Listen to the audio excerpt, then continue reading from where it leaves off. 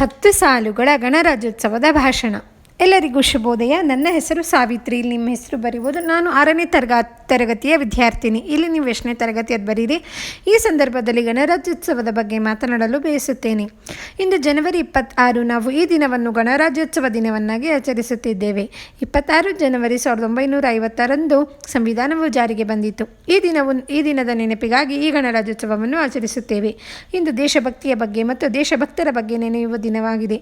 ಈ ದಿನವು ಭಾರತದ ಎಲ್ಲ ಜನರಿಗೆ ಒಗ್ಗಟ್ಟು ಮತ್ತು ಸ್ವಾತಂತ್ರ್ಯದ ಸಂದೇಶವನ್ನು ನೀಡುತ್ತದೆ. ಕೊನೆಯದಾಗಿ, ನಾವೆಲ್ಲರೂ ನಮ್ಮ ಸಂವಿಧಾನದಂತೆ ನಡೆಯೋಣ, ಗೌರವಿಸೋಣ ಮತ್ತು ಸಂವಿಧಾನ ರಚಿಸಿದ ಡಾಕ್ಟರ್ BR ಅಂಬೇಡ್ಕರ್ ಹಾಗೂ ಸಂಗಡಿಗರಿಗೆ ಧನ್ಯವಾದ ಅರ್ಪಿಸುತ್ತಾ ನನ್ನ ಈ ಪುಟ್ಟ ಭಾಷಣ ಮುಗಿಸುತ್ತೇನೆ. ಜೈ ಕರ್ನಾಟಕ ಮಾತೆ. ನಿಮಗೆ ನನ್ನ ವಿಡಿಯೋ ಇಷ್ಟ ಆದರೆ ಪ್ಲೀಸ್ ಲೈಕ್ ಮಾಡಿ, ಹಾಗೆ ಫ್ರೆಂಡ್ಸ್ ಎಲ್ಲರಿಗೂ ಶೇರ್ ಮಾಡಿ. ಹಾಗೆ ಯಾರೆಲ್ಲ ಚಾನಲ್ನ ಸಬ್ಸ್ಕ್ರೈಬ್ ಮಾಡ್ಕೊಂಡಿಲ್ಲ ಪ್ಲೀಸ್ ಸಬ್ಸ್ಕ್ರೈಬ್ ಮಾಡ್ಕೊಂಡು ನೋಡಿ. ಖಂಡಿತವಾಗಿ ಮುಂದಿನ ವಿಡಿಯೋದಲ್ಲಿ ಸಿಗೋಣ. ಅಲ್ಲಿವರೆಗೂ ಬಾಯ್.